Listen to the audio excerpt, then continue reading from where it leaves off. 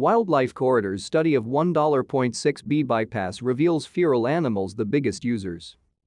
A study of the effectiveness of wildlife corridors at a $1.6 billion bypass in southeast Queensland finds feral cats, wild dogs, and foxes were the biggest users.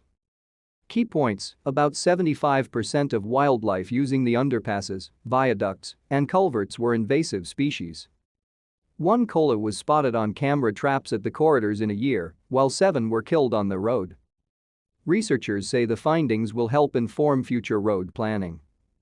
To stay up to date with latest top stories, make sure to subscribe to this YouTube channel by clicking the button above this video.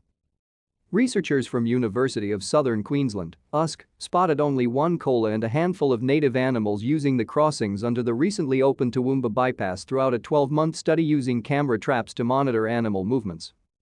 Meanwhile, 7 koalas and possums were recorded as roadkill on the bypass in the same period. The road is a barrier to wildlife, no matter how much you try to stop it, USQ wildlife expert Ben Allen said. Humans just do a pretty bad job looking after animals in general, and as the world rolls forward there's less and less space for animals and more for humans.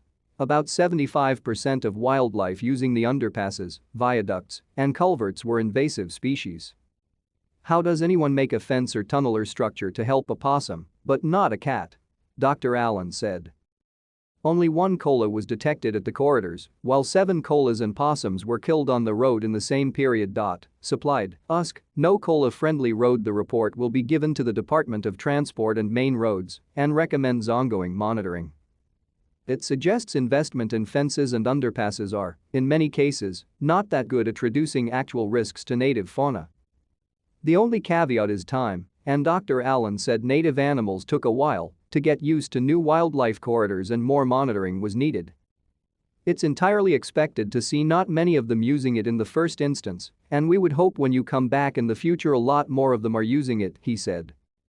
The report also proposes refocusing investment on meaningful biodiversity offsets to mitigate the negative effects of major road construction.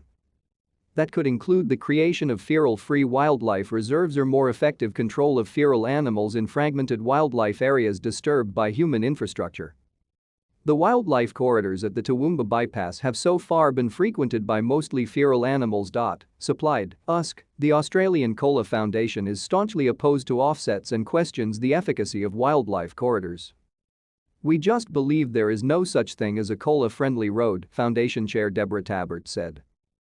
Ultimately, wildlife corridors don't work, and I suppose I could live with the fact they don't work when they're building the road, but I think there's a lot of public relations and idealism about what can happen. Planning future roads. Dr. Allen said some exciting technological opportunities on the horizon could increase the effectiveness of nature corridors. You can stick up a little camera, it will visualize that animal, it will tell you what it is, and it will open and close a gate, for example, he said. Hopefully in the years to come we might see some of those technologies rolled out rather than that blunt approach which is a tunnel of this size or a fence of that shape. The USQ report proposes more meaningful offsets in fragmented land disturbed by road construction. Supplied, USQ, as the development of southeast Queensland gains momentum, Dr. Allen said studies of this kind could help inform future planning and make wildlife corridors more effective. We're only likely to see more and more roads getting put up in and around these native wildlife habitats, so any of this type of information is really helpful to planners to try and figure out how to accommodate the needs of humans without hacking off the wildlife too much, Dr. Allen said. Queensland Conservation Council's Andrew Picone said more research on the effectiveness of wildlife crossings was needed to better inform assessments of wildlife impacts on future roads. It's good to know what works and what doesn't work, he said. We can't just sit there and assume a wildlife crossing is going to be doing the job anymore. We need to be making evidence-based decisions, and this helps us do that.